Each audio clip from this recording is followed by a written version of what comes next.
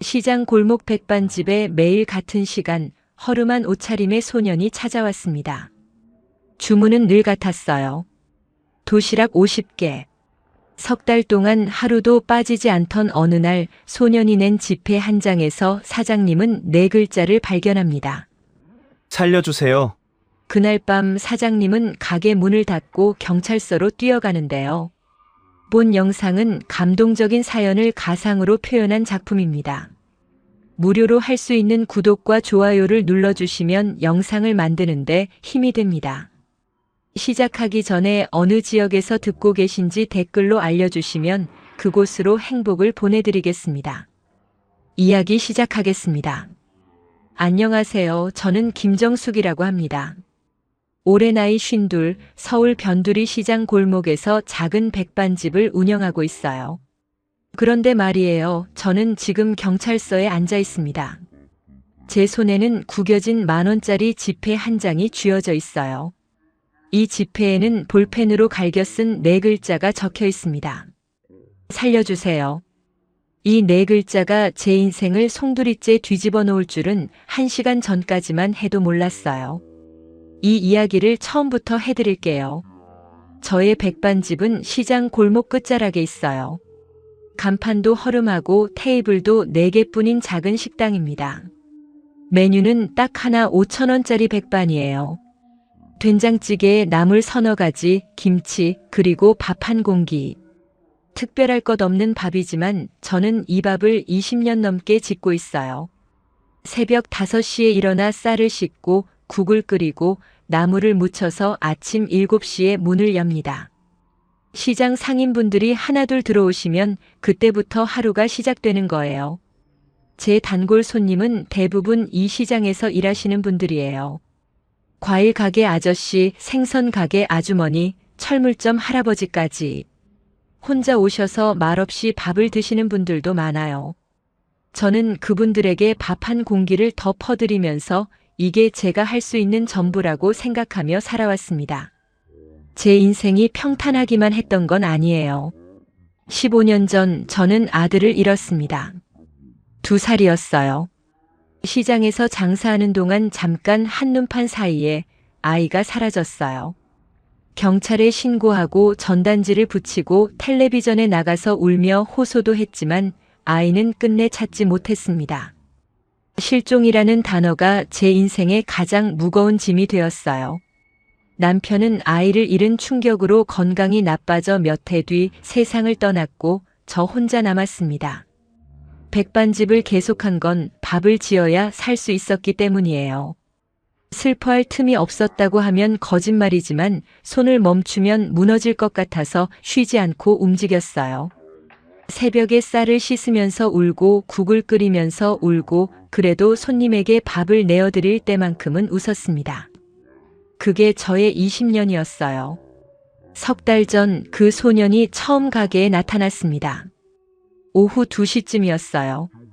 점심 장사가 끝나고 설거지를 하고 있는데 문이 열리며 한 아이가 들어왔어요. 17쯤 되어 보이는 남자아이였는데 첫인상이 강렬했어요. 옷이 너무 허름했거든요. 낡은 점퍼에 무릎이 해진 바지, 운동화는 밑창이 닳아 거의 맨발이나 다름없었습니다. 얼굴은 야위어 있었고 눈 밑에 그늘이 짙게 드리워져 있었어요. 하지만 가장 눈에 띄는 건 눈빛이었습니다. 경계하는 눈이었어요. 마치 언제든 도망칠 준비가 되어 있는 것 같은 불안하고 날카로운 눈이었습니다. 소년이 카운터 앞에 서서 말했어요. 목소리가 작고 빨랐습니다. 도시락 50개요. 저는 잘못 들은 줄 알았어요. 50개요? 다시 물었더니 소년은 같은 말을 반복했습니다. 도시락 50개 포장으로요. 그러면서 현금 뭉치를 카운터 위에 올려놓았어요. 10,000원짜리와 5,000원짜리가 섞인 두툼한 뭉치였습니다. 이상했어요. 17짜리 아이가 도시락 50개를 살 이유가 뭘까? 학교 행사인가 단체 주문인가 생각했지만 이 아이의 차림새는 그런 것과 거리가 멀어 보였거든요. 하지만 저는 장사하는 사람이니까 일단 주문을 받았어요.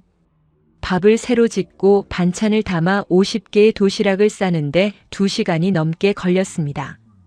도시락이 다 준비되자 소녀는 커다란 보따리에 담아등해졌어요.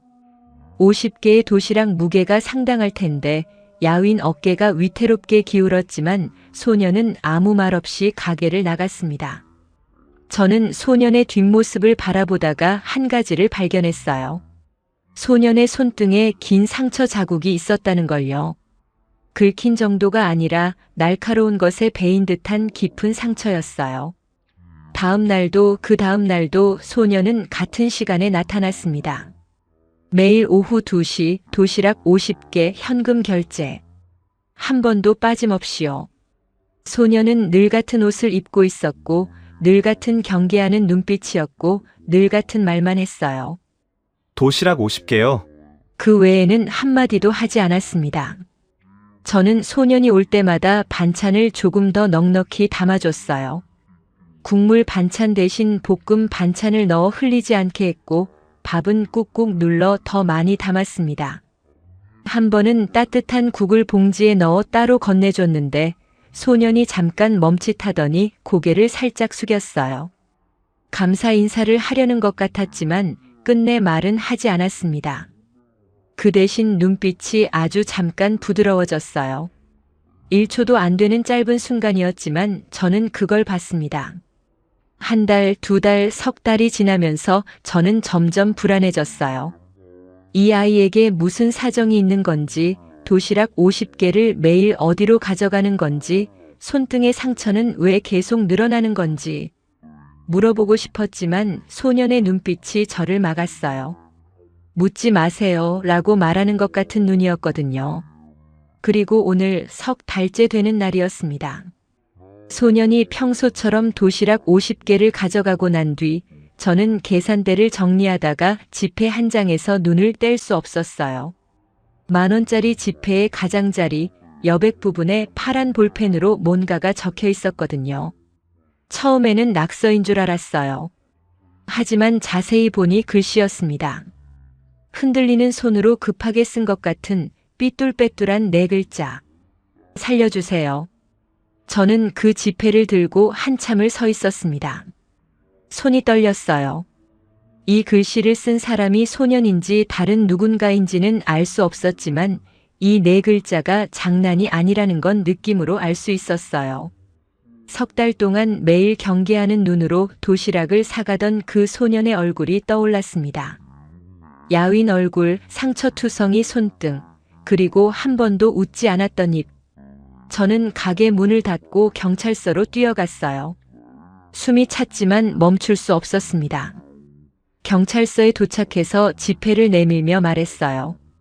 이 아이를 도와주셔야 할 것 같다고요.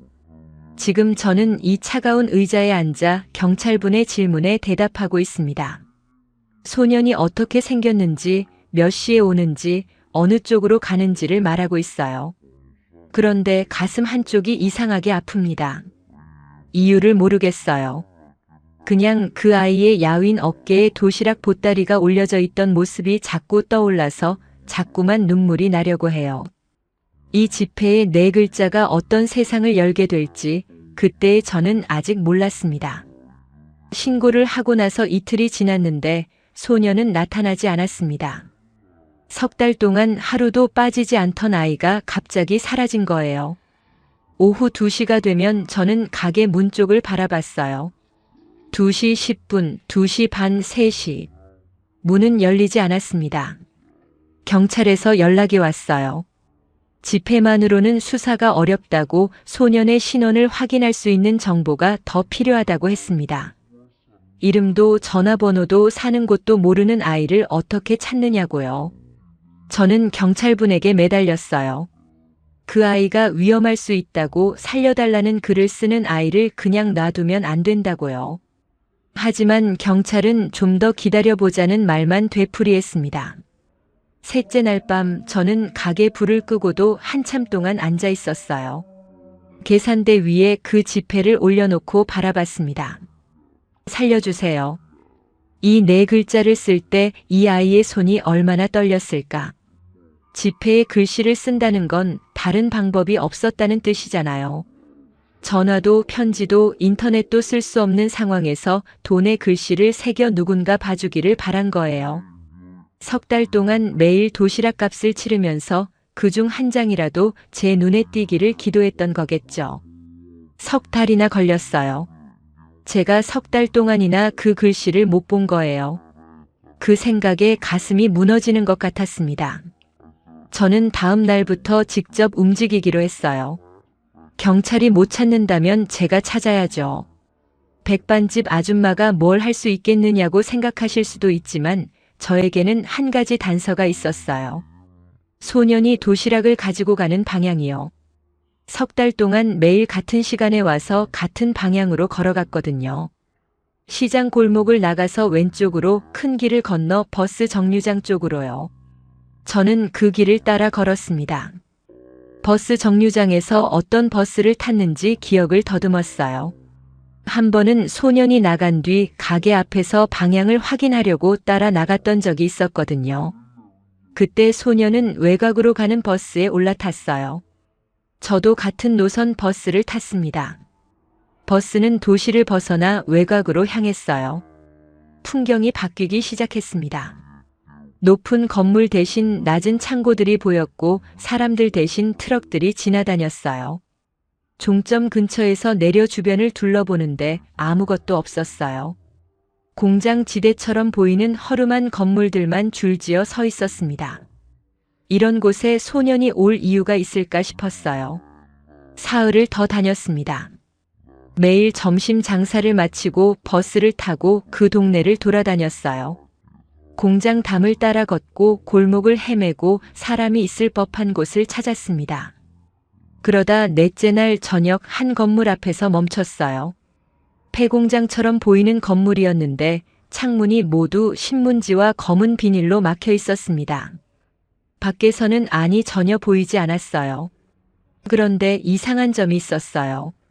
건물은 버려진 것처럼 보이는데 뒤편에 대형 쓰레기통이 놓여 있었고 그 안에 음식물 쓰레기가 잔뜩 들어 있었거든요.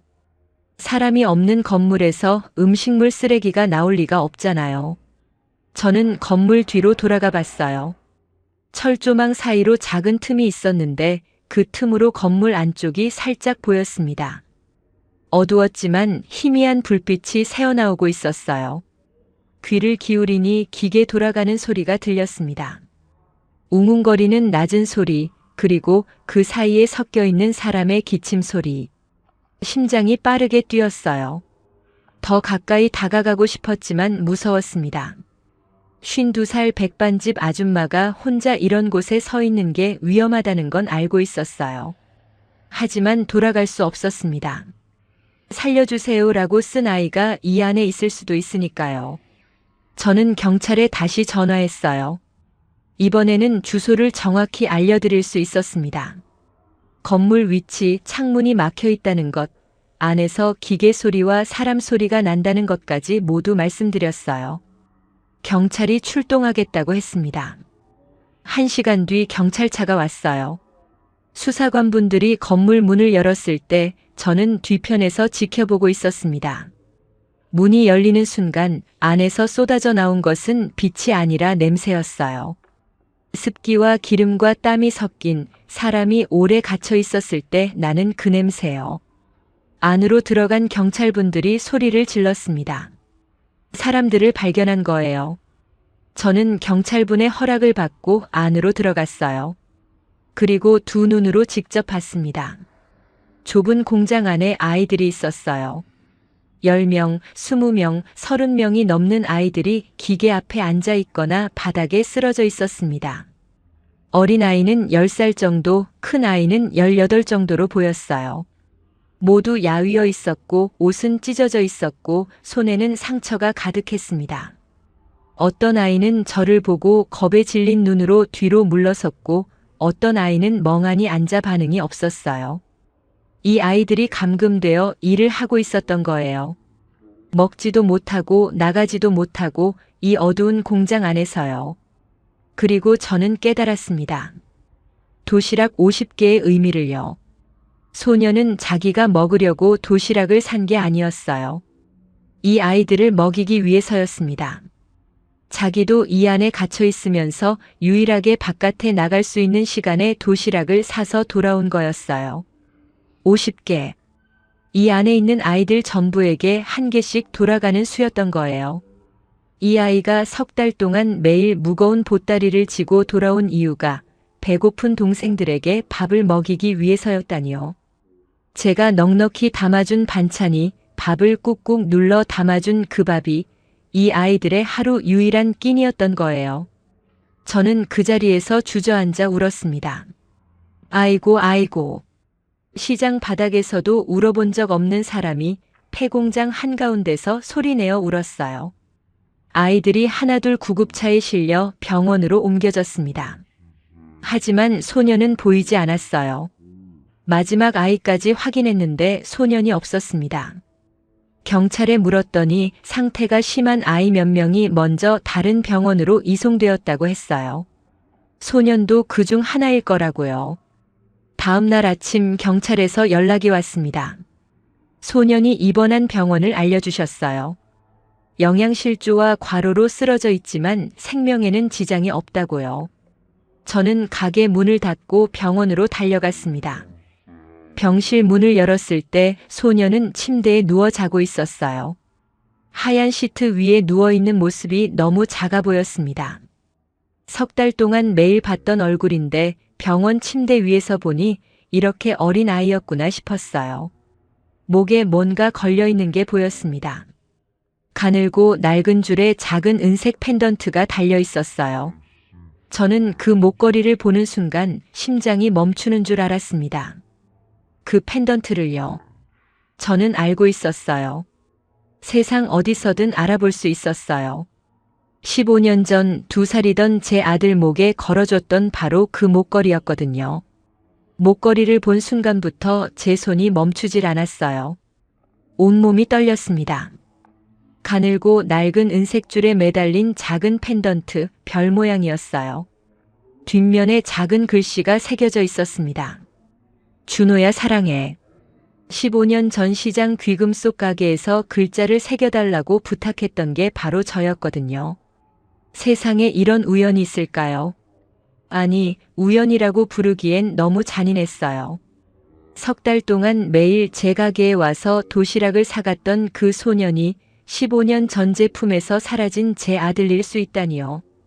저는 간호사분을 붙잡고 물었습니다. 이 아이 이름이 뭐냐고요? 간호사분은 구조 당시 신분증이 없어서 이름을 확인하지 못했다고 하셨어요. 아이들 대부분이 이름 대신 번호로 불렸다고요. 이 아이는 7번이었다고 합니다. 이름 대신 숫자로 불린 아이. 그 말을 듣는 순간 다리에 힘이 풀려 복도 의자에 주저앉았어요. 경찰에 DNA 검사를 요청했습니다. 15년 전 아들이 실종되었을 때 경찰 데이터베이스에 제 유전자 정보가 등록되어 있었거든요. 결과가 나오기까지 사흘이 걸린다고 했어요. 그 사흘이 30년처럼 길었습니다. 기다리는 동안 저는 매일 병원에 갔어요. 소녀는 이틀째 깨어나지 못하고 있었습니다. 영양실조가 심각하고 몸 곳곳에 오래된 상처와 새 상처가 겹겹이 쌓여 있다고 의사 선생님이 말씀하셨어요. 제대로 먹지 못한 채 매일 무거운 노동을 했으니 몸이 버틸 수 없었던 거라고요. 저는 침대 옆에 앉아 소년의 얼굴을 들여다봤습니다. 자고 있는 얼굴을 한참 바라보면 희미하게 뭔가가 보이는 것 같았어요. 눈 사이의 간격, 이마의 선, 입술 모양. 2살 때 아이의 얼굴을 15년이 지난 지금 알아볼 수 있느냐고 물으신다면 솔직히 확신할 수는 없었어요. 하지만 이상하게도 이 아이의 잠든 얼굴을 보고 있으면 가슴 한가운데가 뜨거워지는 걸 느꼈습니다. 엄마의 몸은 머리보다 먼저 아는 게 있는 것 같아요. 셋째 날 오후 경찰에서 전화가 왔습니다. DNA 검사 결과가 나왔다고요. 저는 전화기를 잡은 손이 너무 떨려서 두 손으로 꽉 쥐어야 했어요. 일치합니다. 검사 대상 소녀는 15년 전 실종 신고된 김준호와 유전자가 일치합니다. 저는 전화기를 떨어뜨렸어요. 병원 복도 바닥에 전화기가 떨어지는 소리가 멀리서 들리는 것 같았습니다. 다리가 풀려 벽을 짚고 천천히 미끄러지듯 바닥에 앉았어요. 소리가 나지 않는 울음이었습니다. 입을 벌리고 있는데 아무 소리도 안 나왔어요. 15년 동안 매일 밤 꿈꿔왔던 순간이 현실이 된 건데 기쁨보다 먼저 온 건 죄책감이었습니다. 이 아이가 석 달 동안 제 가게에 왔어요. 매일 오후 2시에 와서 제 앞에 서서 도시락 50개요 하고 말했어요. 저는 그 아이의 얼굴을 석 달 동안 매일 봤으면서 알아보지 못했어요. 내 아들을요. 내가 낳은 아이를요. 물론 2살 때 사라진 아이가 17이 되어 나타났으니 알아보기 어려운 게 당연하다는 걸 머리로는 알아요. 하지만 엄마잖아요. 엄마가 자기 아이를 못 알아보다니. 그 사실이 칼로 가슴을 베는 것보다 더 아팠어요. 소년이, 아니 준호가 깨어난 건 그 다음날 아침이었어요. 제가 침대 옆에 앉아 있는데 눈을 떴습니다. 저를 보더니 움찔했어요. 경계하는 눈이었습니다. 석 달 동안 가게에서 봤던 그 눈이요. 저는 아무 말도 하지 못했어요. 이 아이에게 뭐라고 해야 하는 건지 몰랐거든요. 내가 내 아들이야 라고 말하면 이 아이가 믿을까요? 15년 동안 엄마 없이 살아온 아이에게 갑자기 엄마라고 하면 이 아이가 받아들일 수 있을까요? 준호가 먼저 물었어요. 작은 목소리였습니다. 아이들은요? 다 괜찮아요? 깨어나자마자 한 첫 번째 말이 자기 걱정이 아니라 다른 아이들 걱정이었어요. 이 아이는 감금되어 있으면서도 자기보다 어린 아이들을 먹이기 위해 매일 도시락을 날랐고 지폐에 살려달라는 글을 몰래 적었고 발각되면 맞을 걸 알면서도 멈추지 않았어요. 17살짜리가 50명의 아이들을 지키고 있었던 겁니다. 저는 괜찮다고 다 병원에 있다고 대답했어요. 준호의 표정이 살짝 풀렸습니다. 그게 석 달 동안 처음 본 이 아이의 편안한 얼굴이었어요. 사회복지사 최미라 선생님이 병원으로 찾아와 사건 경위를 설명해 주셨습니다. 그리고 제가 알아야 할 이야기들을 조심스럽게 전해 주셨어요. 준호는 2살 때 납치되어 이 조직에 팔려갔다고 합니다. 처음에는 구걸에 이용되었고 좀 더 크면서부터는 공장에서 일을 시켰다고요. 학교는 한 번도 가본 적이 없었고 이름 대신 번호로 불렸으며 도망치려다 잡힐 때마다 맞았다고 했습니다.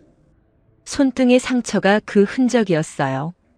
이 아이가 겪은 15년을 듣는 동안 저는 울지 않으려 이를 악물었어요. 이 아이 앞에서 무너지면 안 된다고 생각했거든요. 하지만 미라 선생님이 한 가지를 더 알려주셨을 때 저는 참을 수 없었습니다. 이 불법 노동 조직의 배후에 있는 사람이 지역 건설업자 박성태라는 거였어요. 이 사람은 겉으로는 지역 사회에 기부도 하고 불우이웃 돕기 행사에도 이름을 올리는 유지로 알려져 있었습니다. 하지만 뒤로는 아이들을 감금해 공장을 돌리고 인건비를 아껴 막대한 이익을 챙기고 있었던 거예요. 아이들에게 번호를 붙이고 사람이 아닌 부품처럼 쓴 사람이 바깥에서는 존경받는 사업가 행세를 하고 있었던 겁니다. 그런데 더 분노가 치미는 건 그 다음이었어요. 경찰 수사가 시작되었지만 박성태는 쉽게 잡히지 않았습니다. 변호사를 여러 명 세우고 자기는 공장 운영에 직접 관여하지 않았다고 주장했어요. 증거가 불충분하다는 이유로 구속영장이 기각되었다는 소식을 들었을 때 저는 병원 복도에서 벽을 주먹으로 쳤어요. 아이들을 감금하고 굶기고 번호로 부르고 일을 시킨 사람이 돈과 권력으로 빠져나가려 하고 있었습니다. 세상이 이렇게 불공평한 건가요? 돈 있는 사람은 아이들의 삶을 짓밟고도 멀쩡히 웃고 다닐 수 있는 건가요? 저는 준호의 병실로 돌아갔어요. 아이는 창밖을 바라보고 있었습니다. 병원 창문 너머로 하늘이 보였어요. 이 아이가 하늘을 이렇게 편하게 바라본 게 얼마만인지 모르겠어요. 공장 안에는 창문이 없었으니까요. 저는 아직 준호에게 엄마라는 말을 하지 못했어요. 할 자격이 없다고 느꼈거든요. 15년 동안 지켜주지 못한 사람이 무슨 자격으로 엄마라고 하겠어요. 하지만 한 가지는 결심했습니다. 이번엔 내가 지킨다. 박성태가 법을 피해 빠져나가게 둘 수 없었어요. 경찰이 못 잡으면 제가 잡아야죠. 백반집 아줌마가 재벌을 상대로 뭘 할 수 있겠느냐고요. 석 달 전에도 같은 말을 들었어요. 백반집 아줌마가 뭘 할 수 있겠느냐고. 그때 저는 폐공장을 찾아냈고 50명의 아이들을 구했습니다. 밥을 짓는 사람의 힘을 아직 모르시는 거예요. 백반집 아줌마가 세상을 뒤집는 방법은 거창하지 않았습니다. 밥을 짓는 거였어요. 매일 해오던 것처럼 쌀을 씻고 국을 끓이고 반찬을 만드는 것. 다만 이번에는 그 밥의 방향이 달라졌을 뿐이에요. 저는 가게 문을 여는 대신 병원 앞에 솥을 걸었습니다. 구조된 아이들이 입원해 있는 병원 로비에서 무료 식사를 시작한 거예요. 새벽에 밥을 지어 큰 솥에 담아 택시에 싣고 갔어요. 된장찌개, 나물, 김치, 밥. 제가 20년 동안 해온 그 백반을요. 병원 밥을 먹지 못하는 아이들이 있었거든요. 낯선 음식을 경계하는 아이들이요. 하지만 제 도시락은 달랐어요. 석 달 동안 준호가 가져다 줬던 바로 그 맛이었으니까요. 아이들이 하나둘 밥을 먹기 시작했습니다. 처음에는 눈치를 보며 젓가락을 들던 아이들이 한 입 먹더니 고개를 숙이고 밥을 퍼먹었어요. 어떤 아이는 밥을 먹다가 울었습니다. 왜 우느냐고 물었더니 따뜻해서 그렇다고 했어요. 밥이 따뜻해서 운다는 말이 제 가슴에 못처럼 박혔습니다. 제가 매일 병원에 밥을 가져간다는 소문이 시장에 퍼졌어요. 처음에는 그냥 그러려니 하던 상인분들이 아이들의 사연을 알게 되면서 하나둘 움직이기 시작했습니다. 과일 가게 아저씨가 과일을 한 상자 보내셨고 반찬 가게 아주머니가 밑반찬을 만들어 오셨어요. 떡집 할머니가 아이들 간식이라며 떡을 쪄 가져오셨고 정육점 사장님이 고기를 내주셨습니다. 시장 사람들이 모이기 시작한 거예요. 저 혼자였으면 불가능했을 일이 시장 상인 10명, 20명, 30명이 합쳐지면서 큰 힘이 되었어요. 이분들은 돈도 없고 권력도 없는 평범한 사람들이었지만 밥 한 끼의 힘이 무엇인지 몸으로 아는 분들이었습니다. 사회복지사 미라 선생님이 저를 찾아오셨어요. 아이들의 증언을 받고 있는데 아이들이 자꾸 밥집 아줌마 이야기를 한다고요. 도시락 덕분에 버텼다고 그 밥이 없었으면 진짜 못 견뎠을 거라고요. 미라 선생님은 아이들의 증언을 영상으로 기록하고 있었는데 이 증언들이 박성태를 법정에 세울 핵심 증거가 될 수 있다고 하셨어요. 문제는 박성태 측에서 증거인멸을 시도하고 있다는 거였습니다. 공장의 장부와 거래 기록이 사라지고 있었고 관련된 사람들이 입을 다물고 있었어요. 변호사들이 아이들의 증언은 신빙성이 부족하다며 재판에서 막아내려 하고 있었습니다. 저는 미라 선생님과 함께 다른 방법을 찾았어요. 아이들의 증언 영상, 제가 석 달간 모았던 도시락 판매 기록과 집회 사진, 공장에서 나온 물건들, 그리고 아이들의 몸에 남은 상처 기록을 모았습니다. 혼자서는 만들 수 없는 증거 묶음이었지만 시장 사람들이 도와주었어요. 컴퓨터를 다룰 줄 아는 문구점 아들이 영상을 편집해 주었고 인쇄소 사장님이 자료를 인쇄해 주셨어요. 이 자료를 언론에 보냈습니다. 시민단체에도 보냈어요. 처음에는 반응이 없었습니다. 작은 시장 백반집 아줌마가 보낸 자료를 누가 관심 있게 보겠어요. 하지만 포기하지 않았어요. 매일 전화했고 매일 메일을 보냈고 직접 방송국을 찾아가기도 했습니다. 결국 한 기자분이 관심을 보여주셨어요. 아이들의 증언 영상을 보신 뒤 이건 세상에 알려야 한다고 하셨습니다. 보도가 나간 건 그로부터 일주일 뒤였어요. 뉴스에 아이들의 이야기가 방송되는 걸 가게 텔레비전으로 봤을 때 시장 상인분들이 다 같이 모여서 화면을 바라봤습니다. 화면 속에서 아이들의 증언이 나올 때 가게 안이 조용해졌어요. 아무도 말하지 않았지만 다들 같은 마음이었을 거예요. 보도가 나가자 세상이 움직였습니다. 시민들이 분노했고 온라인에 글이 쏟아졌고 정치인들이 목소리를 냈어요. 검찰이 재수사에 착수했고 이번에는 증거가 충분했습니다. 아이들의 증언, 장부 사본, 통화 기록, 그리고 무엇보다 온 나라가 지켜보고 있다는 사실이 가장 큰 증거였어요. 박성태는 결국 법정에 섰습니다. 저도 증인석에 섰어요. 법정에 들어갈 때 다리가 떨렸습니다. 이런 곳에 서보는 건 처음이었거든요. 판사님이 질문하셨어요. 소년과 어떤 관계인지, 어떻게 사건을 알게 되었는지를요. 저는 떨리는 목소리로 대답했습니다. 그리고 마지막에 이 한마디를 했어요. 밥은 사람을 살리려고 있는 겁니다. 방청석이 조용해졌어요. 판사님도 잠깐 멈추셨습니다. 거창한 말이 아니었어요. 백반집에서 20년 동안 밥을 지어온 사람이 할 수 있는 가장 진실한 말이었습니다. 밥이란 게 그런 거잖아요. 배고픈 사람을 살리고 외로운 사람을 달래고 힘든 사람을 일으켜 세우는 거요. 그런데 그 밥을 먹지 못하게 막고 아이들을 굶기고 사람을 번호로 부르는 건 사람이 할 짓이 아니잖아요. 재판은 길었지만 결과는 분명했습니다. 박성태는 아동 착취와 감금, 노동 강요 등의 혐의로 중형을 선고받았어요. 관련된 사람들도 줄줄이 법의 심판을 받았습니다. 아이들의 이름이 하나씩 돌아왔어요. 번호가 아닌 이름으로요. 재판이 끝난 날 저녁 저는 가게로 돌아왔습니다. 문을 열고 부엌에 서니 그제야 다리 힘이 풀렸어요. 조리대에 손을 짚고 한참을 서 있었습니다. 쌀통을 열었어요. 내일 아침에도 밥을 지어야 하니까요. 그때 가게 문이 열리는 소리가 났어요. 고개를 돌리니 준호가 서 있었습니다. 퇴원한 뒤 보호시설에 있던 아이가 제 가게를 찾아온 거였어요.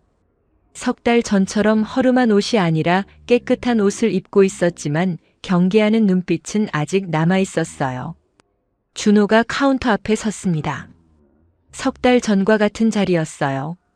하지만 이번에는 도시락 50개여가 아니었어요. 준호가 조용히 말했습니다. 저 여기서 일할 수 있을까요?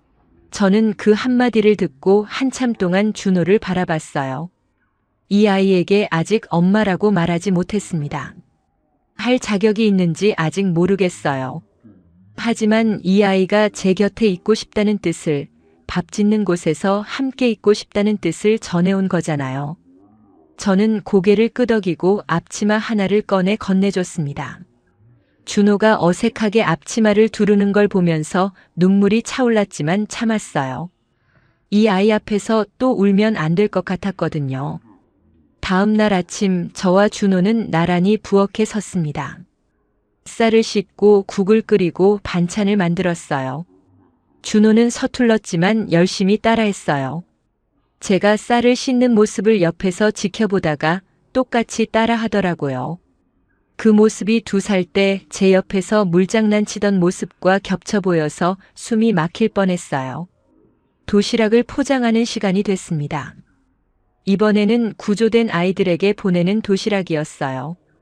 준호가 도시락 뚜껑을 닫다가 멈추더니 주방 서랍에서 매직펜을 하나 꺼냈습니다. 그리고 도시락 뚜껑 위에 천천히 글씨를 썼어요. 잘 먹겠습니다, 엄마. 저는 그 글씨를 보고 주방 한가운데서 주저앉았어요. 이번에는 참지 않았습니다.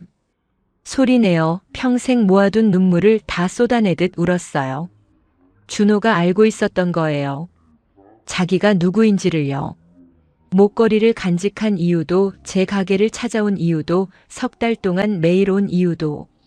이 아이는 엄마를 찾고 있었던 거였어요. 준호가 서툴게 제 등을 두드려줬어요.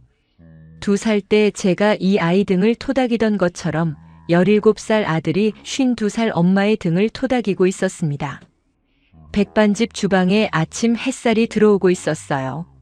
솥에서 밥 짓는 김이 모락모락 피어올랐습니다. 15년 만에 엄마와 아들이 같은 부엌에 서서 같은 밥을 짓고 있었어요. 밥은 사람을 살리려고 있는 거라고 했잖아요. 그 말이 맞았어요. 밥이 제 아들을 살렸고 50명의 아이들을 살렸고 그리고 저를 살렸습니다. 이야기가 감동적이었다면 구독과 좋아요 눌러주시고 주인공에게 응원의 댓글도 부탁드립니다. 매주 목요일마다 화장을 하고 어딘가로 사라지는 며느리. 전화는 숨기고 돌아오면 바로 샤워를 했습니다.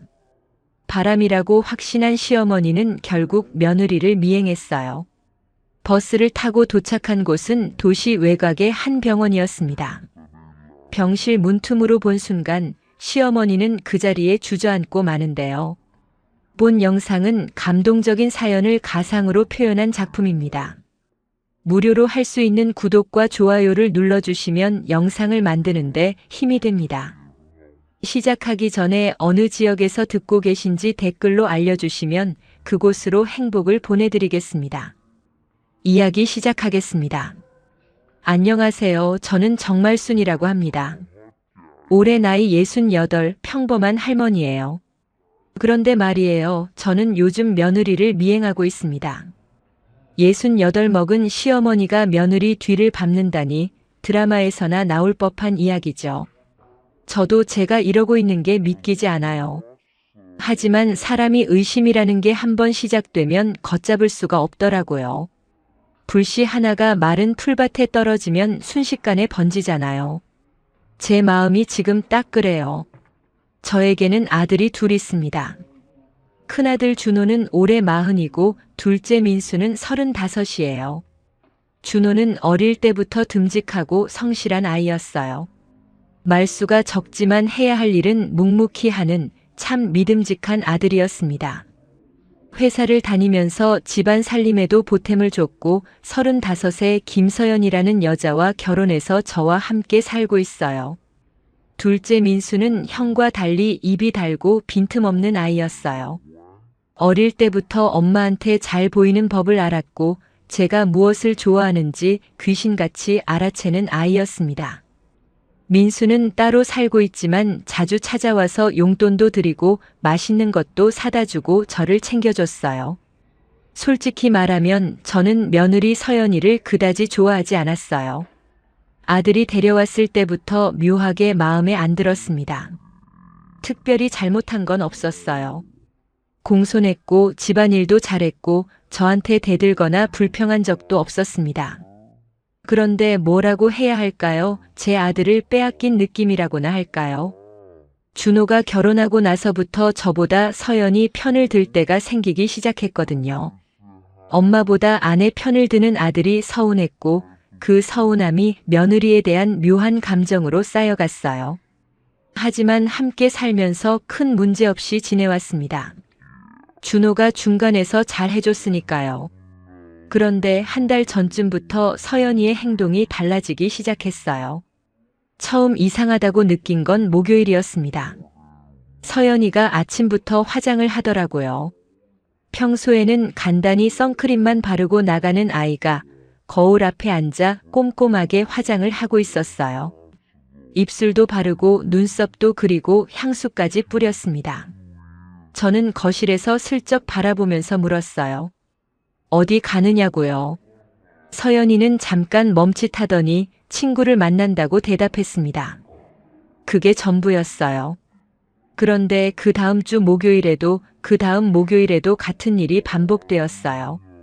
매주 목요일 같은 시간에 화장을 하고 나갔습니다. 가방을 챙기는 손놀림이 평소보다 빨랐고 현관문을 나서는 발걸음에 묘한 긴장감이 묻어 있었어요. 돌아오는 시간은 늘 저녁 7시 즈음이었는데 돌아와서는 바로 샤워를 하고 방에 들어갔습니다. 한 번은 서연이 화장실에 놓고 간 핸드폰이 울렸어요. 화면을 보니 모르는 번호였는데 서연이가 불이 나게 달려와 전화를 가져갔습니다. 그리고 제 앞에서는 전화를 받지 않고 방으로 들어가 문을 닫고 통화를 했어요. 목소리가 문 밖으로 새어나왔는데 뭐라고 하는지 정확히 들리지는 않았지만 네, 알겠습니다 하는 말투가 어딘가 조심스러웠습니다. 의심이 시작된 건 그때부터였어요. 저는 밤마다 이불 속에서 생각했습니다. 매주 같은 요일, 같은 시간 외출. 숨기는 전화. 돌아와서 바로 씻는 행동. 하나하나 따로 보면 별것 아닐 수도 있지만 모두 이어붙이면 하나의 그림이 완성되었어요. 제가 텔레비전 드라마에서 수도 없이 봐온 그 그림이요. 바람이었습니다. 제 며느리가 다른 남자를 만나고 있다는 의심이 갈수록 확신에 가까워져 갔어요. 준호 생각에 잠이 오지 않았어요. 회사 일로 바쁘게 돌아다니는 아들이 이 사실을 알면 얼마나 상처받을까. 준호는 서연이를 많이 사랑했거든요. 결혼하고 나서 아내 이야기를 할 때면 눈가에 웃음이 번지던 그 표정이 떠올랐습니다. 그런 아들을 두고 며느리가 딴짓을 하고 있다니 화가 치밀었어요. 둘째 민수에게 넌지시 이야기를 꺼낸 적이 있어요. 형수가 요즘 좀 이상한 것 같다고요. 민수는 잠깐 생각하더니 말했습니다. 확실한 증거도 없이 함부로 말하면 안 된다고 어머니가 예민한 거 아니냐고요. 맞는 말이었어요. 하지만 민수가 한마디를 더 붙였습니다. 걱정되시면 직접 확인해 보시는 게 낫지 않겠느냐고요. 직접 확인하라. 그 말이 제 마음에 불을 지폈어요. 그래서 저는 결심했습니다. 다음 목요일 며느리를 따라가 보기로요. 목요일 아침이 밝았어요. 서연이가 여느 때처럼 화장을 하고 가방을 챙기는 걸 거실에서 바라봤습니다. 잘 다녀오라는 말도 하지 않았어요. 서연이가 현관문을 나서고 30초 뒤 저도 조용히 신발을 신고 나갔습니다. 가을 바람이 차가웠지만 가슴속에서 끓어오르는 분노가 추위를 잊게 했어요. 서연이가 버스 정류장 쪽으로 걸어가는 뒷모습을 따라가면서 저는 마음속으로 되뇌었습니다. 오늘 끝을 본다. 증거를 잡으면 준호한테 말한다. 이 집에서 내보낸다. 68년 인생에서 이렇게 심장이 세게 뛰는 건 처음이었어요. 서연이가 버스에 올라탔습니다. 저도 뒷문으로 따라 올라탔어요. 서연이는 앞쪽 좌석에 앉아 창밖을 바라보고 있었고 저는 뒤쪽에서 모자를 깊이 눌러쓰고 고개를 숙이고 있었습니다. 심장이 터질 것 같았지만 이제 시작한 이상 멈출 수 없었어요. 버스가 도심을 벗어나 외곽으로 향하고 있었습니다. 호텔이나 번화가 쪽이 아니라 점점 한적한 곳으로요. 창밖 풍경이 바뀌는 걸 보면서 저는 처음으로 작은 불안을 느꼈어요. 제가 상상한 것과 다른 곳으로 가고 있다는 불안이요. 서연이가 내린 곳은 제가 전혀 예상하지 못한 장소였습니다. 그곳이 어디였는지는 아직 말씀드릴 수 없어요. 다만 한 가지는 말할 수 있습니다. 그날 저는 며느리 앞에서 난생 처음으로 무릎이 꺾였어요. 서연이가 내린 곳은 도시 외곽의 재활병원이었습니다. 흰색 건물에 파란 간판이 붙어 있었고 주변은 나무들로 둘러싸여 조용했어요. 호텔도 카페도 남자의 집도 아닌 병원이었습니다. 저는 버스에서 내려 멀찍이 서서 서연이를 바라봤어요. 서연이는 병원 입구로 들어가기 전에 잠깐 멈춰 서서 숨을 깊이 들이쉬더라고요. 마치 마음을 단단히 먹는 것처럼요. 그리고 자동문 안으로 사라졌습니다. 저는 한참을 밖에 서 있었어요. 병원이라는 게 이해가 되지 않았거든요. 며느리가 매주 목요일마다 화장을 하고 와야 할 곳이 왜 병원인 건지, 전화를 숨겨야 할 이유가 뭔지 머릿속이 복잡했습니다. 불륜 현장을 잡겠다고 버스까지 따라 탄 사람이 병원 앞에서 멍하니 서 있는 꼴이 우습기도 했어요. 하지만 포기할 수 없었습니다. 확인해야 했어요. 저는 병원 안으로 들어갔습니다. 로비를 지나 복도를 따라 걸었어요. 소독약 냄새와 조용한 기계음이 섞인 공기가 코끝을 스쳤습니다. 간호사분들이 바삐 오가는 사이로 저는 서연이의 뒷모습을 놓치지 않으려 조심스럽게 뒤따라갔어요. 서연이는 엘리베이터를 타지 않고 계단으로 3층까지 올라갔습니다. 저도 숨을 헐떡이며 따라 올라갔어요. 68배 무릎은 3층 계단을 버티기에 무거웠지만 멈출 수 없었습니다. 3층 복도 끝에 있는 병실 앞에서 서연이가 멈췄어요. 가방에서 뭔가를 꺼냈는데 실내용 슬리퍼였습니다.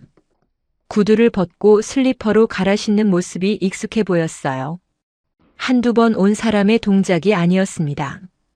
수십 번, 수백 번 반복한 사람의 몸에 밴 움직임이었어요. 서연이는 문을 밀고 안으로 들어갔습니다. 저는 복도에 서서 심장이 터질 것 같은 걸 느끼며 천천히 병실 문 쪽으로 다가갔어요. 문이 완전히 닫히지 않고 살짝 열려 있었습니다. 그 틈으로 안이 보였어요. 하얀 침대가 보였습니다. 침대 위에 사람이 누워 있었어요. 온몸에 관이 연결되어 있었고 기계에서 규칙적인 신호음이 울리고 있었습니다. 환자의 얼굴이 보였는데 눈을 감고 있었어요. 움직임이 없었습니다. 살아있는지 잠들어 있는지 구분하기 어려울 만큼 조용했어요. 서연이가 침대 옆에 무릎을 꿇고 앉았습니다. 가방에서 수건을 꺼내 따뜻한 물에 적시더니 환자의 손을 하나하나 닦기 시작했어요. 손가락 사이사이를 정성 들여 닦는 그 모습에 저는 왠지 모르게 눈을 뗄 수가 없었습니다. 서연이의 어깨가 미세하게 떨리고 있었어요. 울고 있었던 거예요. 소리 없이 눈물만 흘리면서 환자의 손을 닦고 있었습니다. 그때 서연이가 고개를 들어 환자의 얼굴을 바라보며 말했어요. 아주 작은 목소리였지만 복도까지 들렸습니다. 여보, 나왔어요. 오늘 날씨 좋아요. 여보. 그 한마디에 저는 숨이 멎었어요. 여보라고 불렀습니다. 며느리가 여보라고 부를 수 있는 사람은 이 세상에 단 한 명뿐이잖아요. 저는 문틈으로 다시 환자의 얼굴을 봤습니다. 제대로 똑바로요. 그리고 세상이 무너지는 소리를 들었습니다. 침대에 누워있는 사람은 제 큰아들 준호였어요. 다리에 힘이 풀려 그 자리에 주저앉았습니다. 복도 바닥이 차가웠지만 느껴지지 않았어요. 눈앞이 하얘지면서 아무 생각도 할 수 없었습니다. 제 아들이요. 멀쩡하게 회사 다니고 있는 줄 알았던 제 아들이 온몸에 관을 꽂은 채 저 침대 위에 누워 있었어요. 눈도 뜨지 못한 채로요. 문이 열리는 소리가 났습니다. 서연이가 복도로 나왔어요. 저를 발견한 서연이의 얼굴이 하얗게 변했습니다. 입이 반쯤 열렸지만 말이 나오지 않는 것 같았어요. 두 사람 시어머니와 며느리가 재활병원 복도에서 마주보고 서 있었습니다. 기계 신호음만 규칙적으로 울리고 있었어요. 저는 서연이를 바라보며 입을 열었지만 말 대신 울음이 터져 나왔습니다. 평생 남 앞에서 울어본 적이 없는 사람이었어요. 남편 잃었을 때도 아이들 키우면서 힘들 때도 이를 악물고 참았습니다. 그런 제가 병원 복도 한가운데서 주저앉아 소리내어 울었어요. 아이고 아이고 하는 소리가 저도 모르게 입에서 나왔습니다. 서연이가 저에게 다가와 무릎을 꿇었어요. 그리고 제 손을 잡았습니다. 서연이의 손이 떨리고 있었어요. 저도 떨리고 있었고요. 두 사람이 복도 바닥에 무릎 꿇고 앉아 함께 울었습니다. 말은 한마디도 하지 않았어요. 말이 필요 없었습니다. 그냥 울었어요. 한참을 울고 나서 서연이가 먼저 입을 열었어요. 떨리는 목소리였습니다. 어머니, 죄송해요. 말씀을 못 드렸어요. 저는 고개를 저었어요. 미안할 사람은 서연이가 아니었습니다. 며느리가 바람을 피운다고 다른 남자를 만난다고 그렇게 나쁘게만 생각했던 제가 미안한 거였어요. 서연이는 바람을 피운 게 아니라 제 아들을 지키고 있었던 거잖아요. 매주 목요일마다 화장을 한 건 병실에서 남편에게 예쁜 모습을 보여주고 싶어서였고 전화를 숨긴 건 병원에서 오는 연락을 제가 듣지 못하게 하려고 한 거였어요. 서연이가 조금씩 이야기를 꺼내기 시작했습니다. 1년 전 준호가 회사 출장 중에 교통사고를 당했다고요. 사고가 심해서 수술을 여러 번 받았지만 의식이 돌아오지 않았다고요. 의사 선생님은 식물인간 상태라는 진단을 내렸고 언제 깨어날지 알 수 없다고 했답니다. 서연이가 이 사실을 저에게 숨긴 이유는 단 하나였어요. 제가 충격을 받으실까봐. 예순이 넘은 시어머니가 아들이 그렇게 되었다는 걸 알면 쓰러지실 거라고 그래서 혼자 감당하기로 했다고 했습니다. 1년 동안이요. 낮에는 아무 일 없는 척 집에서 시어머니를 모시고 밤에는 혼자 울고 목요일마다 병원에 와서 남편을 간병하고 그 무게를 38살 여자가 홀로 지고 있었던 거예요. 저는 서연이의 얼굴을 다시 바라봤어요. 한 달 전부터 의심하며 봤던 그 얼굴이 지금은 완전히 다르게 보였습니다. 화장 아래 숨겨진 다크서클, 부은 눈꺼풀, 입술 끝에 맺힌 피로. 그게 다 1년 동안 혼자 버텨온 흔적이었어요. 저는 그걸 불륜의 증거라고 생각했던 거예요. 부끄러웠습니다. 68평생 이렇게 부끄러운 적이 없었어요. 병실로 다시 들어갔습니다. 준호의 침대 옆에 서서 아들의 얼굴을 내려다봤어요. 마지막으로 본 게 언제였는지 기억을 더듬었습니다. 1년 전 출장 간다며 현관에서 다녀올게요 하고 나가던 그 뒷모습이 마지막이었어요. 그때 저는 조심해라 한마디만 했거든요. 그게 마지막인 줄 알았으면 더 오래 붙잡았을 텐데요. 아들의 손을 잡았습니다. 따뜻했어요. 살아있었습니다. 눈은 감고 있었지만 심장은 뛰고 있었어요. 기계 화면에 규칙적으로 찍히는 심장 박동 그래프를 보면서 저는 다시 울었습니다. 그런데 서연이가 아직 다 말하지 못한 이야기가 있었어요. 준호의 사고가 단순한 교통사고가 아닐 수 있다는 이야기, 그리고 그 뒤에 제가 가장 믿고 있던 사람이 연결되어 있다는 이야기를요. 서연이가 조심스럽게 입을 열었습니다. 어머니, 사실 그 사고에 대해서 말씀드려야 할 게 더 있어요. 저는 서연이를 바라봤어요.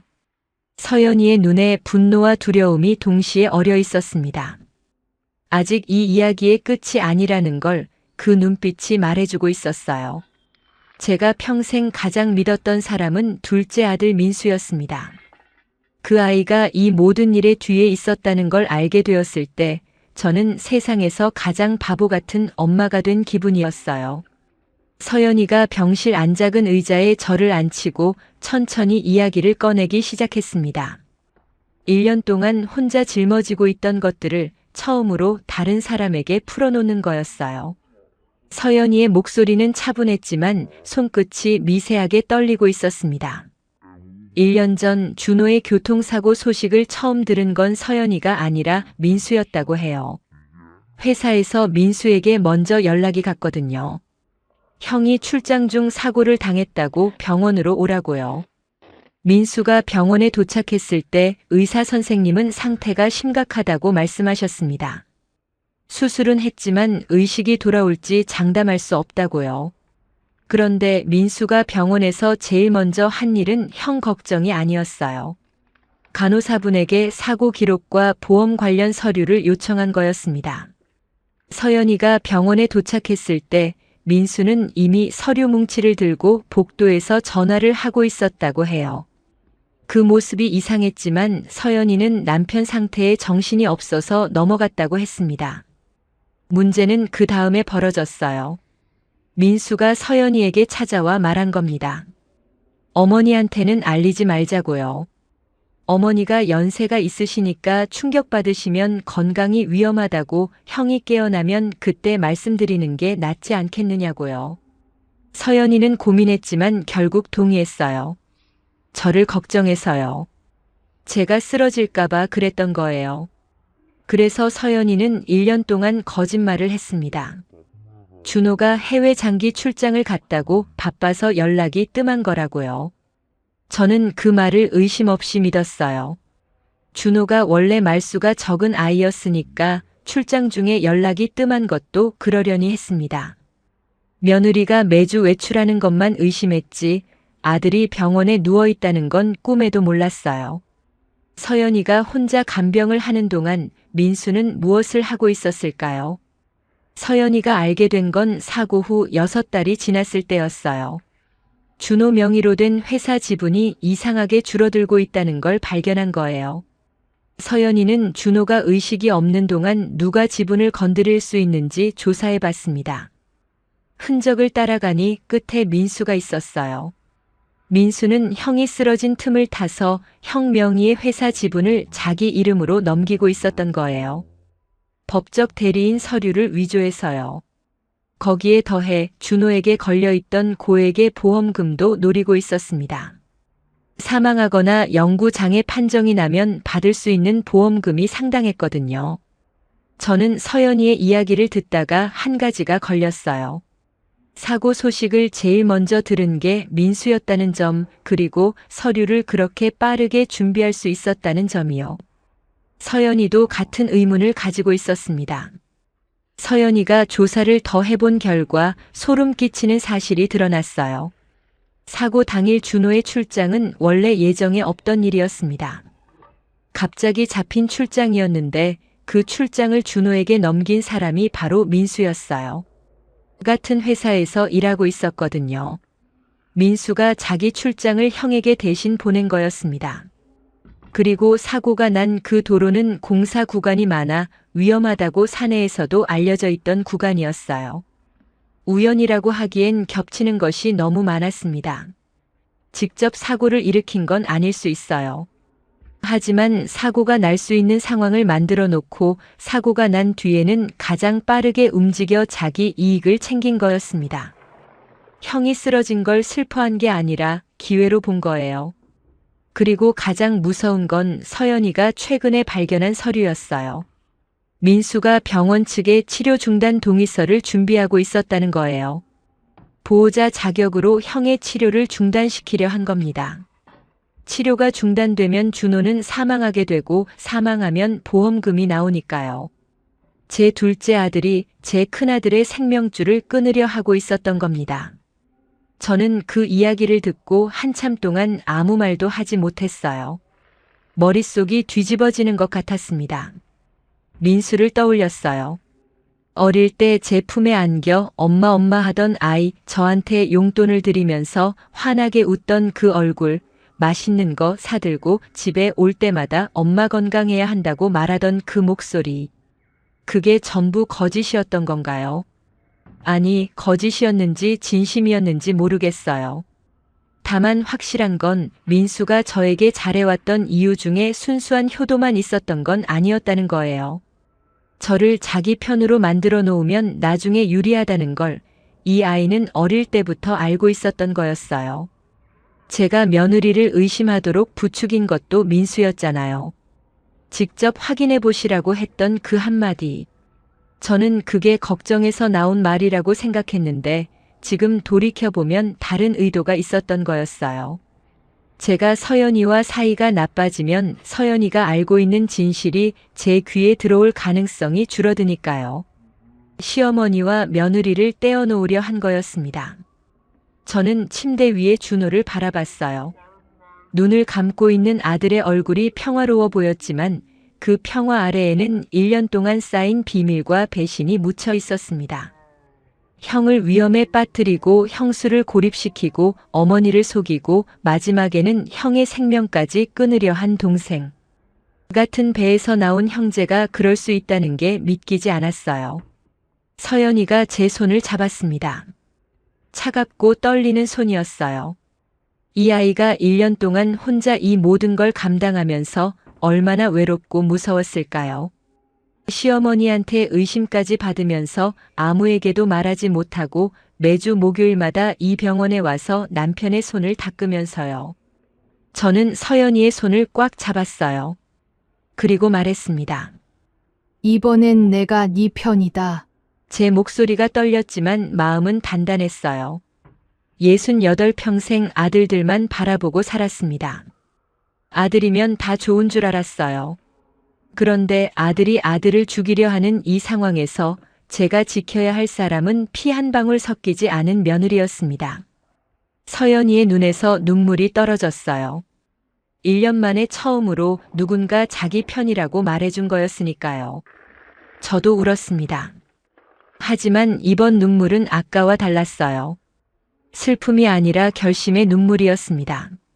민수가 치료 중단 동의서를 들고 올 날이 머지 않았어요. 그 전에 우리가 먼저 움직여야 했습니다. 조용하지만 치밀하게요. 68배 시어머니와 38배 며느리. 두 여자의 싸움이 이제 시작되려 하고 있었습니다. 68살 시어머니와 38살 며느리가 힘을 합치면 무엇이 가능해지는지 민수는 상상도 못했을 거예요. 우리 두 사람에게는 돈도 없었고 권력도 없었지만 민수가 가지지 못한 한 가지가 있었거든요. 진실이요. 서연이와 저는 병원 카페에 앉아 계획을 세웠습니다. 서연이는 제가 생각했던 것보다 훨씬 꼼꼼한 사람이었어요. 1년 동안 혼자 싸워오면서 이미 적지 않은 증거를 모아놓고 있었거든요.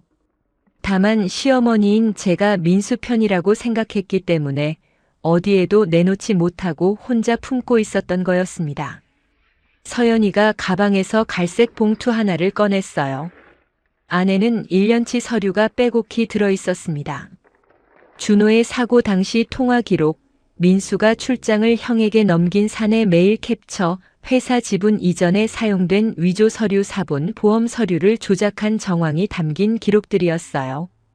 서연이는 매주 목요일 병원에 오면서 동시에 이 자료들을 하나하나 모아온 거였습니다. 남편의 손을 닦는 한 손으로는 간병을, 다른 한 손으로는 증거를 모으고 있었던 거예요. 저는 그 봉투를 받아들고 한참을 바라봤어요.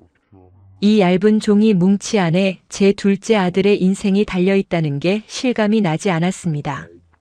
이걸 세상에 내놓으면 민수는 끝이에요. 감옥에 갈 수도 있고 모든 것을 잃게 될 거예요. 그래도 괜찮겠느냐고 서연이가 물었을 때 저는 바로 대답하지 못했어요. 밤새 잠이 오지 않았습니다. 침대에 누워 천장을 바라보면서 민수를 생각했어요. 돌잡이 때 연필을 잡던 작은 손, 초등학교 졸업식에서 상장을 받아들고 달려오던 얼굴, 엄마 맛있는 거 사줄게 하며 웃던 목소리. 그 아이가 형의 생명줄을 끊으려 하고 있다는 게 아직도 믿기 어려웠어요. 어디서부터 잘못된 걸까요? 제가 뭘 잘못 가르친 걸까요? 하지만 준호의 얼굴도 떠올랐습니다. 병원 침대에서 눈을 감고 있는 큰아들. 이 아이도 제 아들이에요. 민수가 치료 중단 동의서를 내밀면 준호는 영영 눈을 뜨지 못하게 됩니다. 한 아들을 지키려면 다른 아들을 내놓아야 하는 이 선택이 엄마로서 할 수 있는 가장 잔인한 일이었어요. 새벽에 일어나 세수를 하다가 거울을 봤습니다. 늙고 주름진 얼굴이 비쳐 보였어요. 이 얼굴로 살아온 68회 동안 저는 늘 아들들 뒤에 숨어 있었습니다. 아들이 잘 되면 좋고 아들이 행복하면 됐고 제 인생은 항상 뒷전이었어요. 하지만 오늘은 제가 앞에 서야 했습니다. 서연이에게 전화를 걸었어요. 하자라고 짧게 말했습니다. 우리는 가족 모임을 준비했어요. 민수에게 저의 칠순 잔치를 미리 하자고 연락했습니다. 민수는 기꺼이 응했어요. 효자처럼 장소를 예약하고 케이크를 주문하고 친척들에게 연락까지 돌렸습니다. 서연이에게도 따로 연락해서 형수도 오라고 했다더군요. 아무것도 모르는 척 완벽하게요. 모임 당일 식당에 친척분들이 모여 앉았습니다. 민수는 제 옆자리에 앉아 상냥하게 웃었어요. 어머니 건강하셔야 한다며 잔을 따라주고 맛있는 반찬을 제 앞에 올려주었습니다. 그 손이 형의 회사 지분을 빼돌린 손이라는 걸 아는 건 이 자리에서 저와 서연이 뿐이었어요. 식사가 반쯤 진행되었을 때 서연이가 자리에서 일어났습니다. 저는 민수를 바라보며 말했어요. 민수야, 엄마가 오늘 이야기 하나 하려고 이 자리를 마련한 거다. 민수의 표정이 살짝 변했어요. 하지만 금세 웃으며 뭐냐고 물었습니다. 저는 대답 대신 서연이를 바라봤어요. 서연이가 가방에서 서류 봉투를 꺼내 테이블 위에 올려놓았습니다. 서연이가 차분하게 설명을 시작했어요. 준호의 사고가 단순한 교통사고가 아니라는 것, 민수가 형의 출장을 대신 보낸 정황, 의식불명인 형의 지분을 위조 서류로 넘긴 사실, 보험 서류 조작, 그리고 치료 중단 동의서를 준비하고 있었다는 것까지. 하나하나 서류를 펼쳐 보이며 1년 동안 모아온 증거를 친척들 앞에 내놓았습니다. 식당이 조용해졌어요. 젓가락 소리도 대화 소리도 멈추었습니다. 친척분들의 시선이 민수에게 쏠렸어요. 민수의 얼굴에서 웃음이 사라졌습니다. 하얗게 질린 얼굴로 서류를 바라보다가 저를 돌아봤어요. 엄마, 이게 무슨... 저는 민수의 눈을 똑바로 바라봤습니다.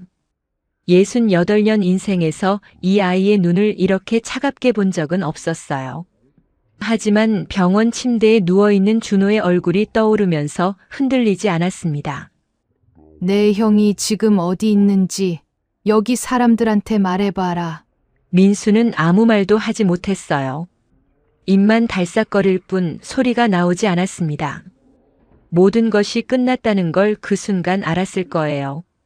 식당 밖에서 경찰이 기다리고 있었습니다. 서연이가 미리 고소장을 접수해둔 거였어요. 민수는 사기와 문서 위조, 업무상 횡령 혐의로 연행되었습니다.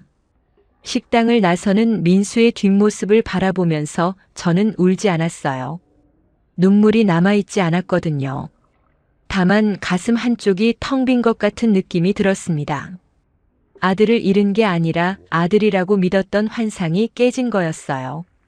민수의 사건이 법적으로 정리되는 동안 저와 서연이는 매주 목요일 함께 병원에 갔습니다. 이제는 서연이 혼자가 아니었어요. 저도 준호의 손을 닫고 이불을 여미고 창문을 열어 바람을 넣어주었어요. 서연이 옆에 앉아 준호에게 말을 걸었습니다. 오늘 날씨가 좋다고 엄마가 왔다고 빨리 일어나야 한다고요. 서연이와 저 사이도 달라졌어요. 한때는 아들을 빼앗긴 것 같아 못마땅했던 그 며느리가 지금은 세상에서 가장 고마운 사람이 되어 있었습니다. 1년 동안 오해를 받으면서도 제 아들을 지킨 사람, 시어머니의 건강을 걱정해서 혼자 짐을 진 사람, 그리고 끝까지 포기하지 않은 사람. 제가 평생 며느리에게 원했던 모습은 순종이나 공손함이 아니라 바로 이런 거였어요. 진짜 가족이 되는 거요.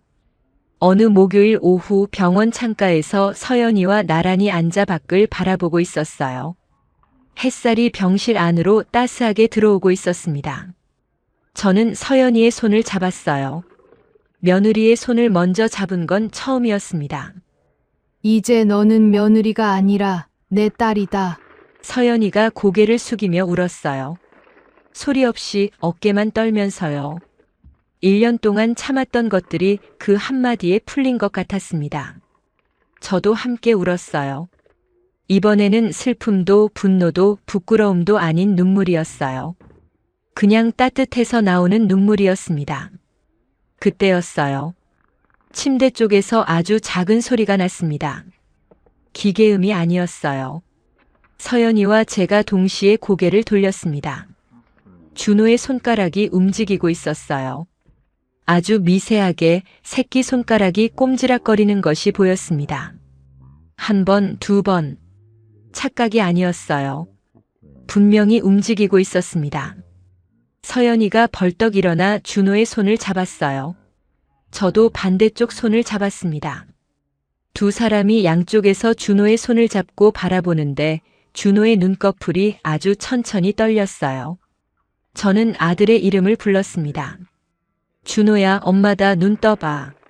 서연이도 불렀어요. 여보, 나야, 여기 있어. 두 여자의 목소리가 병실을 가득 채웠어요. 눈을 뜨지는 못했습니다. 아직은요.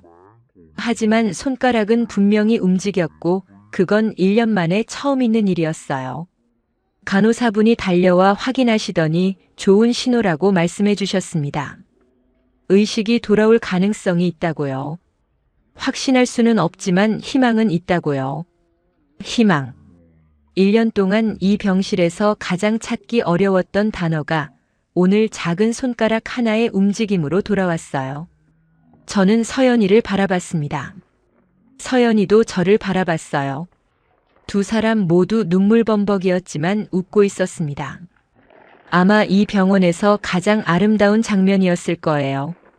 시어머니와 며느리가 아들의 침대 양쪽에서 손을 잡고 울면서 웃고 있는 그 모습이요. 창밖으로 햇살이 쏟아지고 있었어요. 1년 동안 목요일마다 서연이 혼자 걸어왔던 이 병원 복도를 이제는 둘이서 걸어 나갈 수 있게 되었습니다. 그리고 머지않아 셋이서 걸어 나갈 수 있기를 기도했어요. 이야기가 감동적이었다면 구독과 좋아요 눌러주시고 주인공에게 응원의 댓글도 부탁드립니다.